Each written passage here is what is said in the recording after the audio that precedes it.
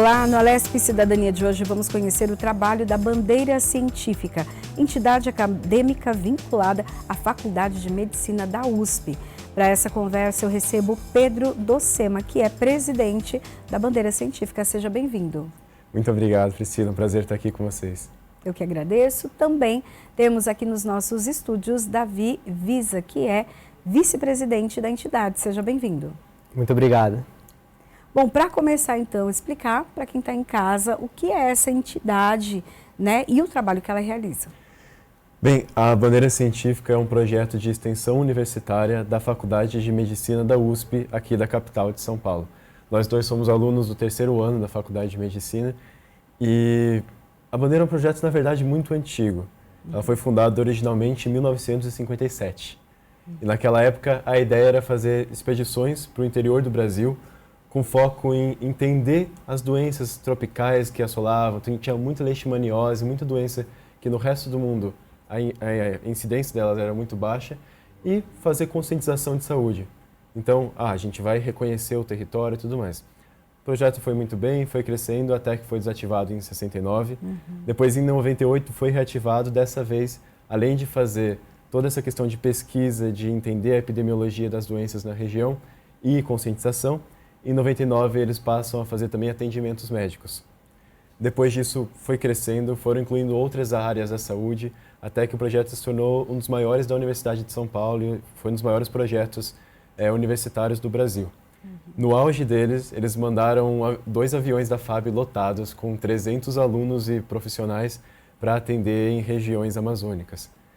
No entanto, um pouquinho antes da pandemia, o projeto vinha mal das pernas, a pandemia acabou causando a desativação. E esse ano nós reativamos agora e pretendemos fazer uma ação de saúde para o Vale do Ribeira, no litoral sul aqui do estado de São Paulo. Conta um pouco do seu envolvimento também, ou até da expectativa, já que o projeto retomou há pouco, né? Sim, retomou há pouco. A gente está com planos de fazer essa viagem no final do ano, em Iguape, Ilha Comprida, mas a gente já fez uma viagem, uma expedição esse ano para o Rio Grande do Sul, e foi a nossa primeira expedição assim, humanitária como bandeira científica depois da reativação. E eu estive em uma semana, ele estava na outra, e foi uma experiência muito boa de poder construir isso tudo desde o início, sabe? Então a gente está na captação, ir atrás de transporte, ir atrás dos médicos, foi tipo um grande desafio e foi uma experiência muito boa. Acho que isso fortalece muitos vínculos entre as pessoas que estão construindo aquilo junto e com certeza agrega muito ao nosso aprendizado. Quantas pessoas foram para essa viagem, então, para o sul do país? No Rio Grande do Sul, a gente decidiu fazer uma ação logo depois das enchentes. Então, começaram as enchentes lá para o final de abril. Em maio, pensamos, precisamos ir para lá para fazer alguma coisa. Começamos a captar, ver onde a gente conseguia receber doações para fazer a nossa ação. E percebemos que o que precisava mais naquele momento, no final de maio, começo de junho ali, já eram comunidades que ficaram isoladas. Então, os abrigos que recebiam as populações urbanas estavam relativamente bem assistidos por médicos, dentistas, psicólogos. No entanto, as comunidades rurais, indígenas, quilombolas, essas tinham ficado mais esquecidas. Então a gente fez uma equipezinha ali de 20 pessoas, que se dividia em 3 equipes menores, e aí cada uma dessas equipes menores ia para uma aldeia, ia para uma comunidade rural, ficava um dia inteiro, uma manhã que seja, e ia se deslocando em 2 carros. Então, no total, no final das contas, a gente tinha 20 pessoas da Bandeira em cada uma das 2 semanas que a gente ficou lá. Mas tinha outros logísticos de uma ONG parceira, enfim, a gente teve 48 a 50 pessoas envolvidas no total. Como foi o atendimento lá e principalmente as demandas que foram apresentadas? Porque vocês pegaram um público diferenciado, público que estava até distante da parte urbana, né? E às vezes aqueles que têm já uma tradição, né? Por exemplo, se for pensar nos povos indígenas, já é um atendimento diferenciado também, né? Com certeza. Existe uma série de desafios envolvidos nisso. É uma cultura completamente diferente da nossa, assim, às vezes até a barreira da língua. Então, nem todas as comunidades que a gente foi visitar conseguiam se comunicar bem em português. Às vezes a documentação também era complicada. A gente queria colocar o endereço no sistema de prontuários e não funcionava do jeito que a gente está acostumado, sabe?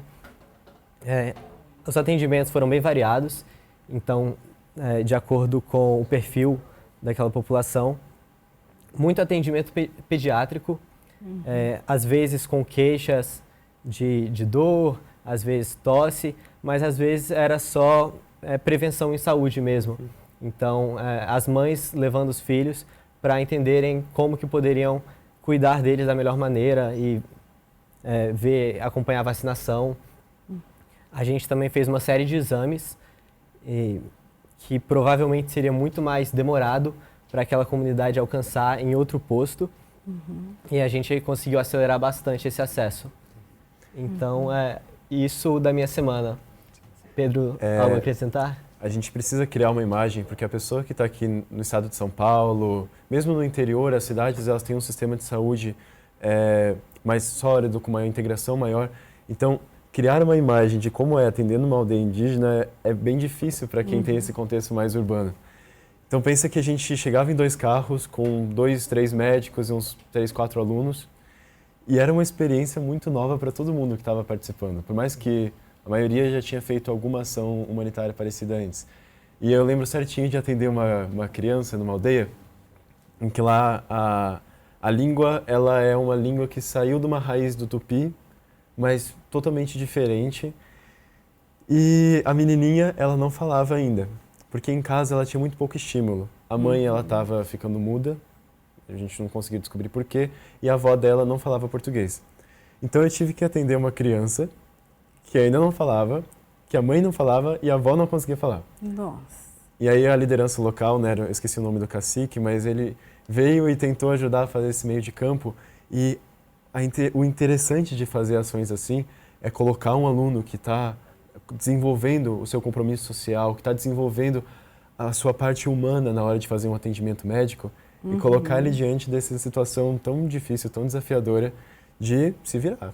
Se virar com recurso limitado, se virar com uma comunicação limitada, mas tentar, na medida do possível, tentar promover um pouquinho a qualidade de vida ali. Algo que me chamou muita atenção foi a recepção nessas aldeias. Então, a gente chegava lá em comboio, assim, em vários carros, e é um pouco intimidador isso. Várias pessoas que você não conhece, chegando numa movimentação estranha, sabe?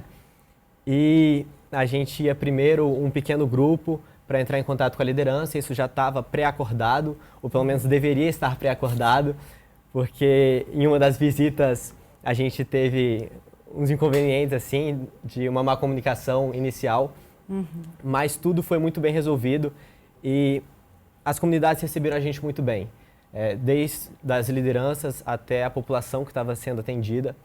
Eles sempre prezaram muito por receber a gente com cuidado, enxergando essa ação como algo que queria beneficiar eles, mas eles também queriam retribuir de alguma maneira. Então, em um dia de atendimento nosso, a comunidade fez uma apresentação musical, com violão, instrumentos de percussão próprios deles e um canto na língua originária. E foi muito bonito ver isso. A expressão da arte daquele povo, e em homenagem a quem estava vindo, tipo, em forma de retribuir o trabalho que a gente estava fazendo lá, e que, de certa forma, não é algo só para eles. A gente não atende só em benefício das pessoas que estão lá, porque acaba sendo uma troca. A gente, com certeza, aprende muito em todo esse processo, e eu não tenho dúvida de que o medicamento prescrito para aquela mãe vai impactar a vida dela, mas a experiência que eu tive lá formou muito mais, agregou muito mais na minha vida, sabe? Então, ao mesmo tempo que eles tinham um sentimento de gratidão, a gente também teve um sentimento muito forte de gratidão por essas comunidades. E daí, quando vocês chegaram lá, as imagens que o mundo inteiro viu em relação ao Rio Grande do Sul era realmente água, né? E muitas casas destruídas embaixo d'água. Mas quando vocês chegaram nesses outros locais, a destruição também era tão grande assim, ou vocês encontraram outro cenário? Na verdade, a gente chegou no começo de julho de 2024, que foi quando foi feita a ação. E naquela altura a água já estava baixando, então já dava para dirigir entre as cidades ali da região, ir de canoas para Porto Alegre e tudo mais. No entanto, por exemplo, ainda em Porto Alegre, quando a gente estava indo para a periferia mesmo, longe da zona urbana para procurar essas comunidades, a gente estava passando do lado do estádio do Grêmio, desculpe gaúchos, não lembro o nome agora, mas alguém comentou, nossa, esquisito, tem um lixão do lado do estádio. E aí o motorista, que era um morador local, falou, não, isso era uma comunidade que foi destruída e eles só juntaram todos os entulhos nesse monte de destroço. No entanto, quando a gente vai para essas comunidades indígenas, comunidades rurais, a maioria não foi diretamente tão impactada pelas enchentes. Então, pelo menos na minha semana, que foi a segunda semana da ação, eu não atendi nenhuma comunidade que tinha ficado submersa. No entanto, o acesso de coisas externas para lá ficou totalmente prejudicado. Então, uma das aldeias que eu visitei ficou mais de 2 meses sem receber ninguém, nenhum serviço médico, ninguém levando alimentação nem nada, teve que se virar com o pouco que tinha, porque teve um desbarrancamento e aí a estrada ficou totalmente ocluída, eu não conseguia passar carro para chegar lá e era bem longe entre a parte onde desbarrancou e a comunidade em si. A bandeira científica, ela, até anteriormente a vocês, participou de quais outras ações assim que vocês já sabem da história? Bem, acho que a bandeira tradicionalmente ela fazia uma expedição por ano, que era dessas bem grandes, como a gente deve falar da expedição que vai ser feita no Vale do Ribeira esse ano.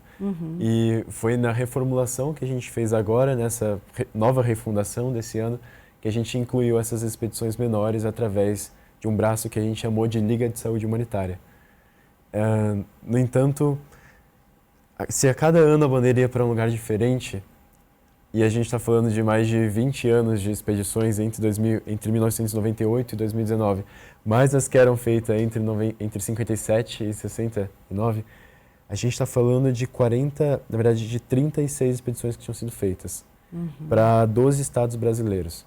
Então a gente tem alguns no Pará, muitas no Mato Grosso, envolvendo a região do Pantanal, várias em todo o agreste nordestino. Tem crônicas que a gente pode contar, mas é claro que todas são muito diferentes. Uma história que eu acho muito interessante foi da bandeira de 2009, se não me engano, que aconteceu em Santarém. Mentira, que aconteceu em Belterra, desculpe, no oeste do Pará, a poucos quilômetros de Santarém. E lá em Belterra, eles estavam atendendo em um barco, que é o navio Escola Baré, e chegou uma mulher, uma gestante, que entrou em trabalho de parto no meio do barco, no meio de uma expedição da bandeira científica. Eles falaram, bom, a gente então vai ter essa criança. E foi o primeiro atendimento da cidade, pelo que o pessoal conta na história, que tinha 2 ginecologistas e obstetras, 3 pediatras, o prefeito, um bando de patologistas, uns 30 alunos e todo mundo que você pode imaginar. E naquele momento, o que mais interessante é que o obstetra que estava cuidando se chamava Dr. Fernando. O professor que coordenava a bandeira naquele tempo, que estava do lado, deu todo apoio para a mãe, é um grande patologista, é o professor Luiz Fernando Ferraz. E o homem que estava representando a Sanofi, que era a grande patrocinadora do projeto, e está voltando a ser, é o Fernando Sampaio. Qual foi o nome que a mãe deu para a criança? Fernando, em homenagem. Então, enfim, teve um impacto muito bacana por esses anos todos. Que legal. Bom, nós temos um vídeo, né? Vamos assistir um pouquinho desse trabalho, a imagem, então, do que eles estão falando, desse atendimento ali às pessoas que tanto precisam. Vamos acompanhar. Em nome da nossa comunidade, eu agradeço pelo atendimento e pela presença de vocês hoje. A gente estava necessitando muito desse atendimento, porque tinha muitas pessoas doentes, como vocês viram, tinha muitas pessoas se consultando hoje com um médico, onde a gente agradece muito de coração mesmo a aldeia pela presença dos enfermeiros, dos médicos, que a gente não conhece, mas a gente fica super contente com esse atendimento. Então, em forma de agradecimento, a gente vai cantar umas 2 músicas para vocês.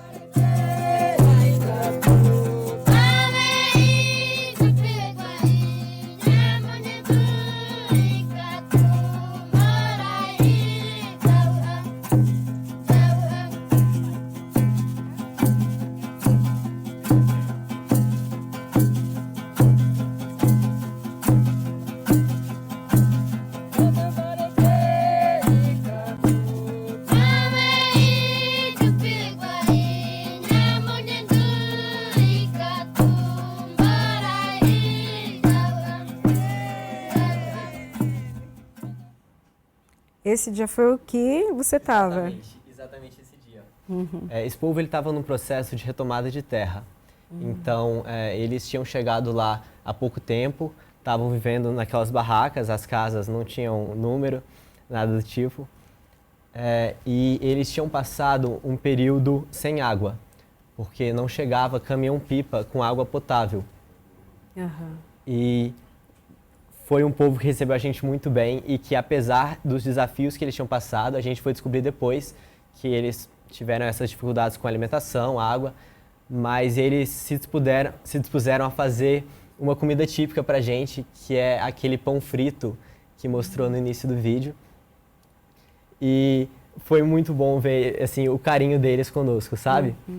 Com certeza a gente saiu mais marcado do que eles e mais motivado também a trabalhar em projetos humanitários e servir, sabe? Eu vou pedir para o Juninho colocar de novo, então, o vídeo aqui para a gente ver.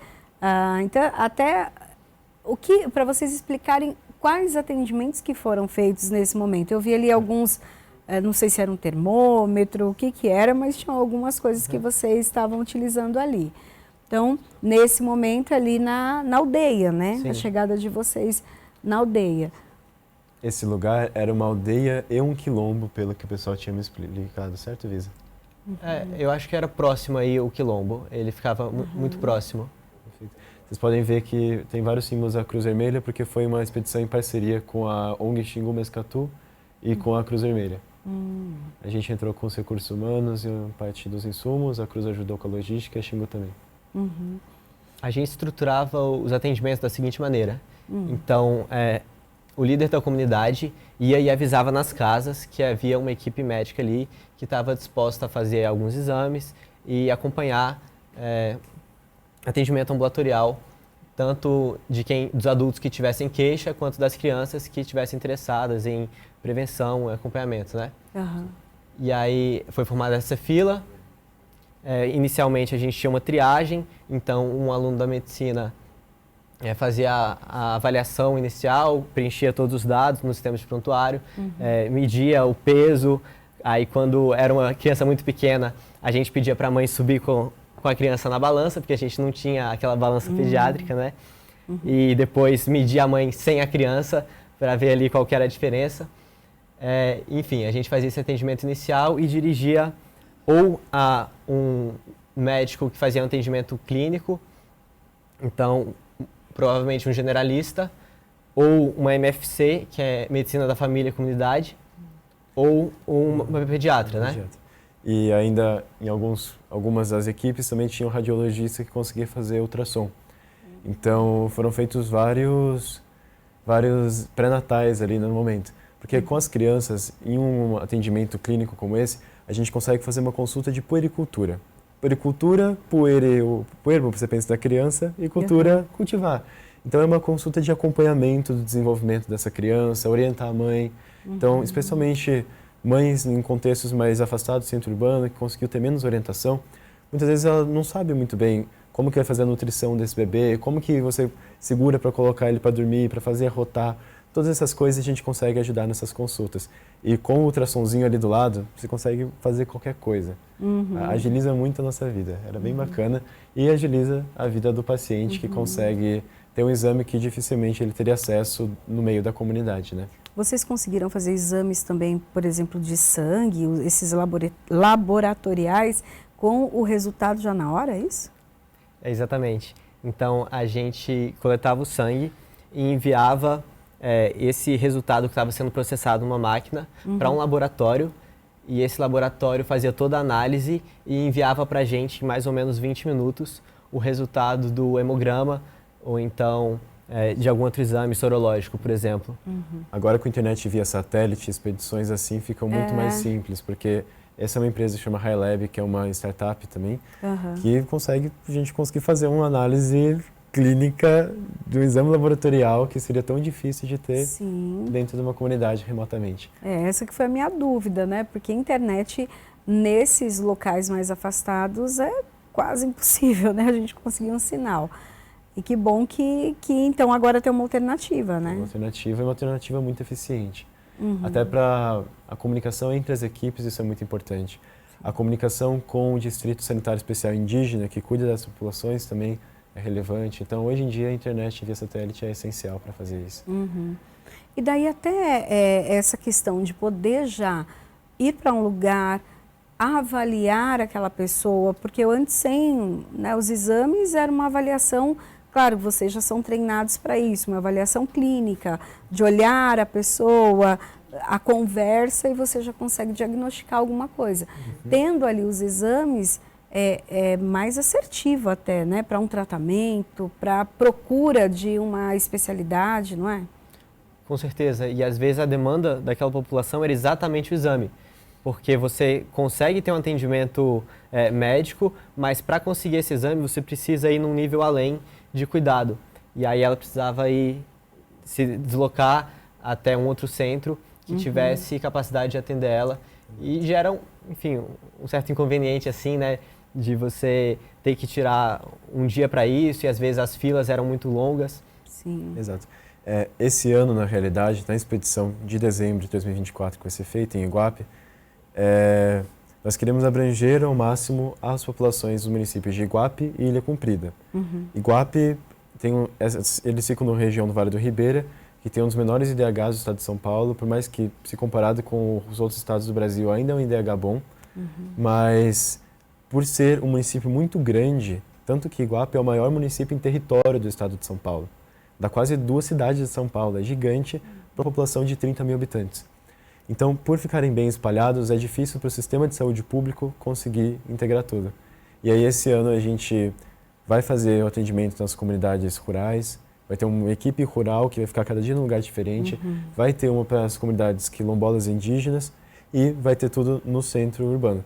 Então, se na comunidade indígena é difícil dessa forma para ter um exame de sangue, também em centros urbanos, em cidades menores, muitas vezes é difícil a gente ter um ultrassom ou ter alguns outros exames complementares.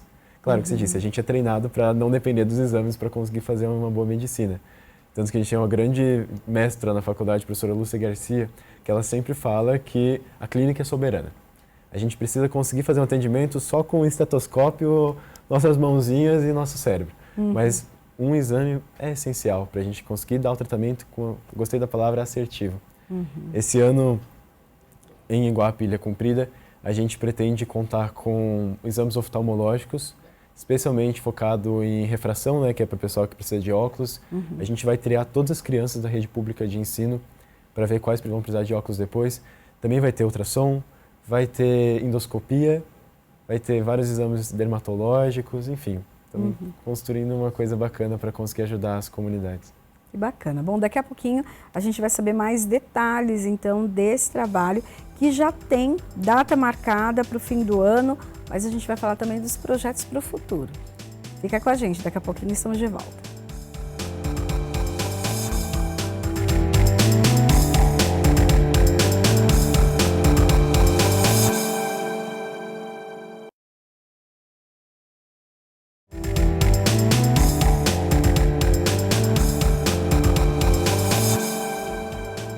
Estamos de volta com a Lesp Cidadania, hoje conhecendo um pouco mais do trabalho da Bandeira Científica, que é uma extensão universitária ligada à USP, a Faculdade de Medicina da USP, a Universidade de São Paulo, que presta serviço humanitário e também humanizado. A gente vai falar sobre isso daqui a pouquinho. Aqui nos estúdios eu tenho Pedro Docema, que é presidente do Bandeira Científica, e também Davi Visa, vice-presidente da entidade. Bom, para começar essa nossa retomada da conversa, uma extensão universitária, o que isso significa dentro desse ambiente que vocês estão? Perfeito. Bem, na Constituição Federal se prevê que toda universidade brasileira precisa se basear num tripé: ensino, pesquisa e extensão. Na Bandeira, a gente ensina os alunos a atenderem, a gente pesquisa, sai muito projeto daquilo e faz a extensão. A extensão é justamente aplicar na comunidade aquilo que a faculdade, a universidade está ensinando. Então não adiantaria nada a gente fazer tudo teoricamente se não coloca na prática. E esse é um grande exemplo de projeto de extensão. A gente vai inclusive assistir agora um outro vídeo que mostra mais um pouquinho desse trabalho, né? essa visita que foi feita, né, essa expedição que foi feita ao sul do país depois das enchentes vividas por lá. Vamos acompanhar.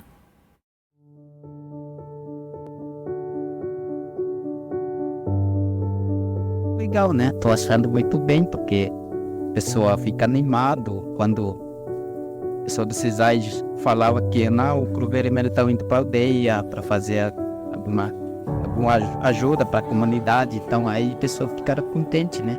Porque a gente só dependendo, né, da CISAI, porque o nosso polo também fica distante aqui da aldeia, né? Aí é difícil de somente da CISAI, né? Então aí já ajuda bastante, a gente fica muito contente, feliz com isso aí, né? Porque a pessoa fica muito animada, isso que é importante. Eu gostou muito desse atendimento, muito humanizado, com muito carinho, muita atenção aos pacientes e ouvindo as queixas, deram encaminhamento de exames, fizeram solicitações, inclusive até encaminhamento para psicólogos por esse momento pós-enchente que a gente passou recentemente, que abrangeu todo o nosso Rio Grande do Sul. Coisa que eu agradeço, né? Agradeço por esse empenho também. Isso é legal também para poder chegar até aqui, o Cruz Vermelho, até esse instante da cidade, né? Que é mais difícil de chegar. Mas mesmo assim veio. Então aí agradeço. De coração mesmo isso aí. E gostaria que acontecesse mais vezes também isso aí, né? Como você falou, né?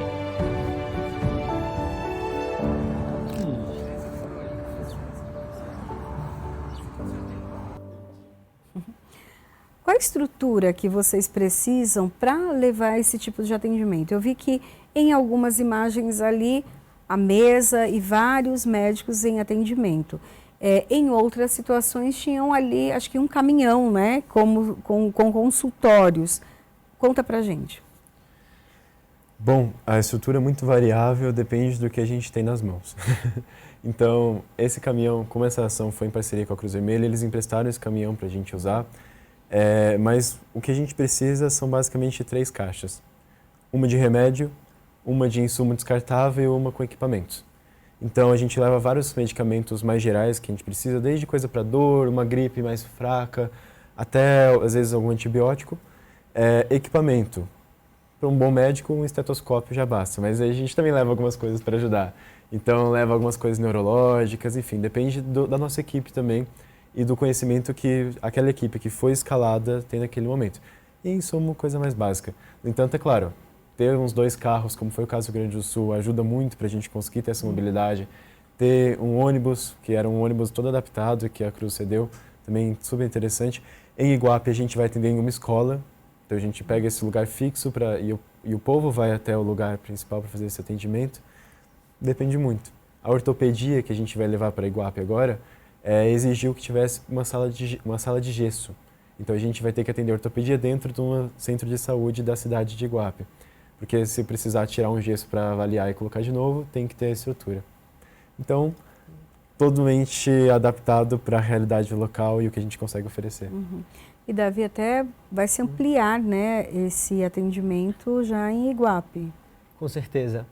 Ainda nessa experiência do Rio Grande do Sul, foi fundamental para a gente ter o apoio de pessoas que já tinham uma experiência prévia com atendimento indígena. Porque existe uma série de barreiras que a gente sequer imagina que vão surgir. Então, por exemplo, se eu peço para você me falar como é a sua dor de 0 a 10, essa pergunta faz sentido para você, porque você está acostumada a usar escalas numéricas. Um dos povos que a gente foi atender não tinha esse conceito usual na cultura deles. Então, eles tinham o conceito de alguns e vários. Então, se eu te pergunto de 0 a 10 qual que é a qualidade do atendimento, você não vai falar 7, você vai responder ou 0 se for muito ruim, ou 10 se for muito bom.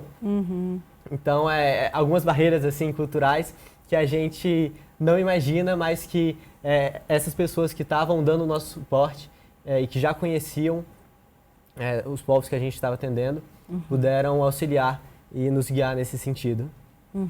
Aí a ampliação do atendimento já em Iguape, porque daí também vai ter a questão oftalmológica, a parte psicológica também, né? Assim como foi falado aqui no vídeo, lá tinha necessidade até por conta do momento, né, que as pessoas viviam. Não que hoje seja, né, tão diferente em situações também de vulnerabilidade que a pessoa não tem acesso a um atendimento psicológico. Em Iguape, a gente adaptou novamente para a realidade de Iguape, do que se precisava em Iguape. Esse ano, a bandeira científica ela conta com a medicina e a odontologia integrando seu projeto. No seu auge, lá para 2013, a bandeira teve mais de 12 cursos participando. A gente vai voltando aos poucos, mas para esse ano a gente, na medicina, vai ter 14 especialidades. Então, a gente tem clínica geral, pediatria, gineco, mas tem também coisas que demandam mais equipamento, como a oftalmologia, como a endoscopia, a dermatologia. Na dermato, se você não tem uma pomada específica para aquela doença, você não vai tratar aquela doença. Sim. Então, envolve uma preparação grande que a gente passa o ano fazendo. Para os próximos anos, a gente pretende trazer de volta a psicologia ao projeto, trazer vários outros cursos que são indispensáveis para a gente fazer um cuidado integral de saúde, é claro. Seria legal levar também as carretas de mamografia, né? Então, o estado de São Paulo aí, que tem várias carretas, pode ser uma parceria interessante aí. Perfeito. Para esse ano, essa parceria já está se desenhando. Ah, ótimo. A gente já teve um interesse demonstrado pelo nosso atual secretário de Saúde do Estado de São Paulo. No entanto, estamos aguardando todo o processo, porque é claro que é muito complicado, porque a demanda por mamografia em qualquer lugar do país é altíssima. Mas, se tivermos a sorte de conseguir ter em Iguape ao mesmo tempo, levaremos mastologista para conseguir ajudar a fazer o processo. Estamos aqui na Casa de Leis, então os deputados têm também acesso e uma força para fazer esse pedido, né? Então, aproveitar aí essa demanda. Vamos aproveitar para ir batendo nas portas hoje e pedindo carreta de mamografia, né? Bacana. Bom, vocês falaram também da disponibilidade ali da medicação, porque também chegar nos lugares, ter o diagnóstico, mas também não ter um tratamento, fica complicado, né? Vocês usam a expressão saúde humanitária. A gente pensa que saúde humanitária é quando acontece uma catástrofe e daí os médicos vão até esse momento de catástrofe.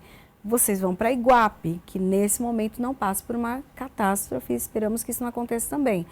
Mas se chama saúde humanitária. Por quê? Eu já fiquei espantado da senhora pensar que saúde humanitária é de fato a catástrofe. Porque geralmente quando a gente fala de saúde humanitária, o público que está fora do contexto médico, até no contexto médico, pensa em saúde humanizada. Que é claro que a humanização ela precisa fazer parte de um atendimento humanitário, mas ela não é a mesma coisa. Na realidade, eu falo que o atendimento humanitário ele não pode ser humanizado, ele tem que ser humano desde o começo. No entanto, no exterior, que é onde se desenvolve muita pesquisa e se usa muito essa palavra humanitarian medicine, seria medicina humanitária, eles pensam em fazer promoção de saúde em contextos de vulnerabilidade. Mas se eu estou no Japão, quando que é o meu contexto em que uma população não tem acesso ao serviço de saúde? É quando tem terremoto, quando tem tsunami, quando tem uma guerra. Isso é o que se desenvolve de pesquisa no exterior sobre saúde humanitária. A bandeira científica ela está tomando uma posição de tentar conseguir um pioneirismo nessa ação na América Latina para a gente tanto trazer a palavra humanitária dentro do contexto de saúde, dentro do contexto científico, para o vocabulário brasileiro e, mais do que isso, adaptar para a nossa realidade local. Então, aqui no Brasil, a gente tem comunidades que convivem com a vulnerabilidade e com a falta de acesso ao sistema de saúde no dia a dia, que é um país continental, é um país muito plural, com demandas muito específicas e heterogêneas. Então, a gente entende que precisamos trazer saúde humanitária para a ciência brasileira. Porque fazendo isso, a gente desenvolve política pública de saúde baseada em evidência. E com isso a gente consegue desenvolver e promover a universalização que o nosso sistema de saúde tanto se propõe. E para isso, a gente está escrevendo nesse momento o artigo que a gente vai futuramente postar, um artigo científico, é claro, propondo a ampliação do conceito de saúde humanitária, pensando não só em catástrofe natural, guerra, mas também em comunidades isoladas, comunidades vulneráveis. Às vezes é uma comunidade rural a 3 horas da cidade de São Paulo, mas que por morar 3, 4 famílias, seria muito difícil para o sistema de saúde mandar um médico para lá. Mas como que a gente consegue promover essa universalização do sistema adaptada com as tecnologias que a gente tem acesso, que hoje em dia estão muito evoluídas, para fazer essa política pública. É isso que a gente quer levantar, essa bandeira que a bandeira científica se propõe. Além, né, do atendimento a essas pessoas, mas a pesquisa também, né? Isso. Chegar a esses pontos. São Paulo parece que tem várias cidades aqui dentro, ou país até, de tão diferente, né? De um lugar para o outro. E o atendimento também precisa ser diferenciado. E daí, Davi, fala um pouco até dessa questão da humanização. Já se fala há algum tempo desse atendimento humanizado por conta, né, por parte dos médicos, de olhar cada paciente como um ser individual e inteiro, né? Mas assim, as demandas são essa, tá, é tal doença, tal remédio. Mas enxergar a pessoa, não é? Exatamente. Tem se falado muito sobre medicina centrada na pessoa, né? Porque quando você atende o paciente, você não tem só as demandas do médico, né? O que o médico enxerga. O médico muitas vezes enxerga lá a doença, enxerga os sintomas, mas existe muito por trás das preocupações do paciente. Então, às vezes, o que está incomodando ele é porque a mãe teve um sintoma parecido e morreu de câncer. E o que está te preocupando é outro sinal muito mais alarmante do que esse sinal que ele imagina que tem, que na verdade não apresenta um risco tão grande, mas a medicina centrada na pessoa é exatamente você ser capaz de enxergar todas essas demandas e cuidar de acordo com coexistindo tudo, unindo tudo. Uhum. O que acrescentou para vocês, né? Primeiro eu vou começar com o Davi e depois com o Pedro, como aí futuros médicos. O que essa experiência, em primeiro lugar, todos os alunos passam por isso, ou não é facultativo, só quem quer participar do Bandeira Científica, ou e também assim, o que traz, o que mudou na cabeça de vocês da academia para o dia a dia? Perfeito. Nos primeiros anos de faculdade, é muito desafiador você se enxergar como um futuro médico, porque você tem todo aquele conteúdo de bioquímica e farmacologia, e você às vezes não enxerga muito a prática disso, sabe? Nossa, o que eu vou fazer com esse conhecimento, sabe? Métodos quantitativos.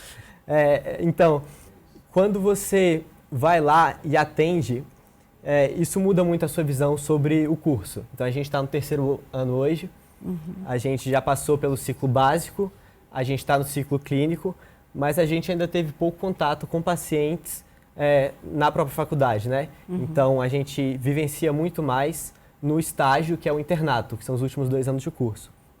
E na Bandeira é uma oportunidade de você vivenciar isso um pouco mais cedo e com desafios bem particulares das comunidades que a gente for atender. Então, desde do preenchimento de prontuário até você atender uma pessoa não tendo uma maca, sabe?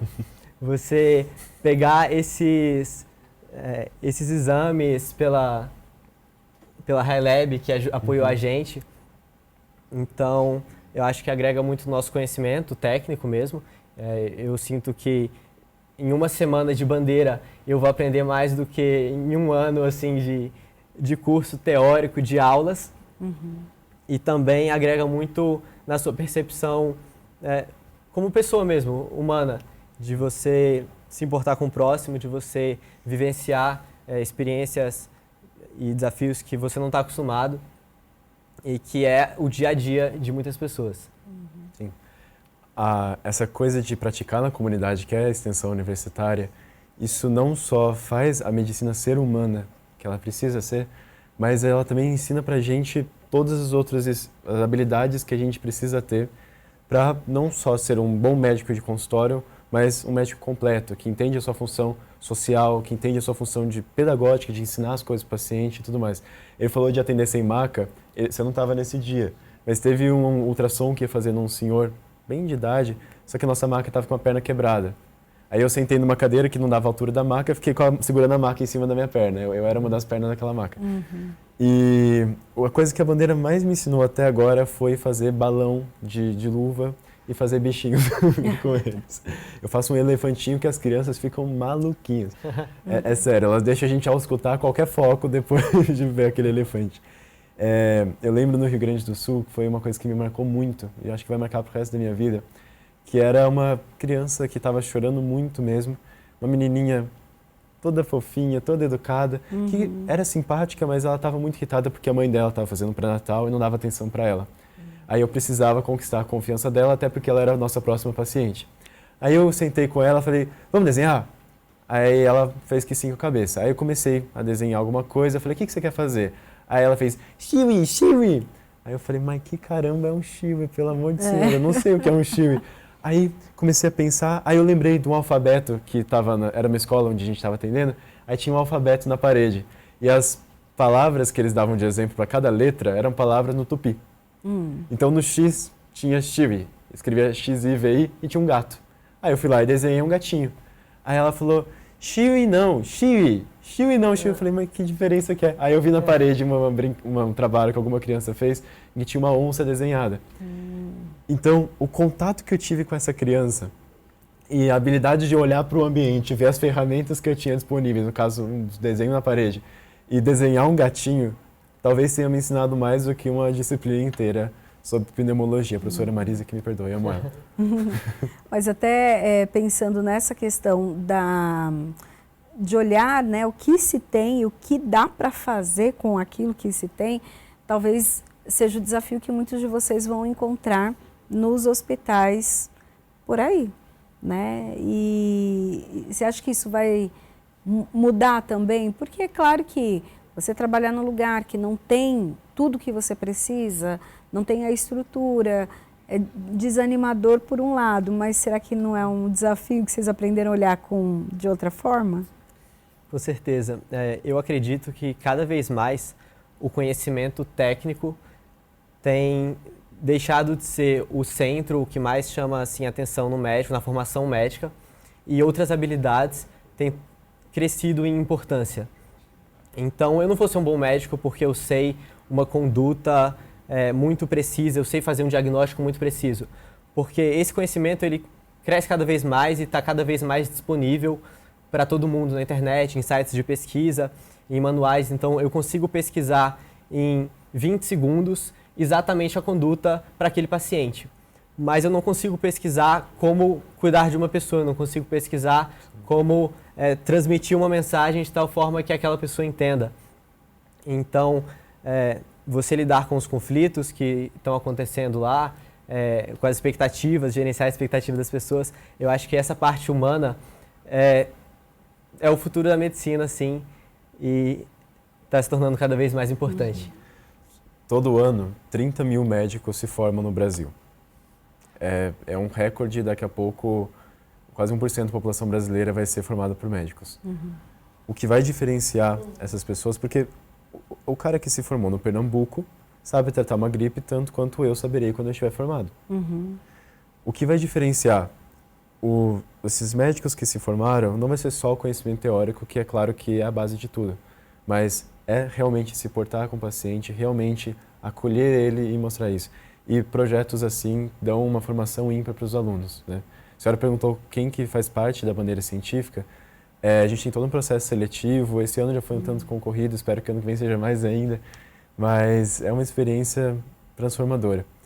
Tanto pela questão de ser um diferencial para esses futuros médicos que serão formados, mas também que desenvolvendo saúde humanitária, a gente desenvolve condições ao longo do Brasil, em lugares mais remotos. Então, esses 30 mil médicos que se formam, eles querem ir para São Paulo, eles querem ir para as capitais, que é onde eles vão conseguir ganhar mais dinheiro, vão conseguir ter uma carreira mais sólida. Eles não querem ir para o interior do Amazonas, onde a população tanto precisa. E por isso, política pública é essencial. É uma forma também de devolver para a sociedade, porque a universidade, a USP, é uma universidade pública, ou seja, né, não há um pagamento para se estudar lá. É uma contramão também de falar para a sociedade, olha, eu também estou devolvendo a minha parcela, eu também estou colaborando com o meu olhar. Com certeza. Por mais que a gente não pague, é uma universidade muito cara. para manter um aluno na faculdade de medicina é um grande investimento que o Estado está fazendo na nossa carreira, no nosso futuro. E com certeza poder prestar serviço para outras pessoas, poder cuidar de quem precisa e de quem não pode pagar por isso, é uma forma de contribuir. Não, com certeza. Na família do meu pai, eu sou o primeiro a entrar numa universidade. Mas na minha parte materna, o meu avô, ele fez Largo São Francisco, fez Direito lá em 50 e poucos. E ele viveu o resto da vida dele para o estado de São Paulo. Foi procurador do estado e tudo mais. E a coisa que ele mais me passou em vida, faleceu quando eu tinha 11 anos, mas foi que eu precisava devolver para o meu povo o que eles estão fazendo por mim. Se um dia eu vou ter um diploma, se um dia eu vou conseguir atuar numa área que eu tenho tanta paixão, é porque a população paulista está pagando por isso. Então eu tenho certeza que eu preciso devolver, e a bandeira científica é o primeiro produto que eu estou tentando retornar um pouquinho do investimento que está sendo feito, não só em mim, mas nos mais de 1.000 alunos que hoje em dia estão matriculados na Universidade de São Paulo, em medicina em São Paulo mesmo. Para a gente concluir aqui a nossa conversa, tem data já em Iguape? As pessoas vão precisar fazer inscrição? Como que vai funcionar o atendimento? Bom, a nossa ação em Iguape, a gente vai chegar lá no dia 11 de dezembro, vai embora no dia 22, mas os atendimentos mesmo vão entre dias 13 e 21. A população vai ser agendada com a ajuda da Secretaria Municipal de Saúde, mas qualquer habitante dessas cidades pode aparecer nos nossos postos. Tem 2 postos em que a gente recebe qualquer um que chega por demanda espontânea, que a gente chama, que vai ser o posto geral, que vai ficar na Escola Vaz Caminha, em Iguape, e o posto de Ilha Comprida vai ficar na Escola Carlo alguma coisa, me perdoe agora.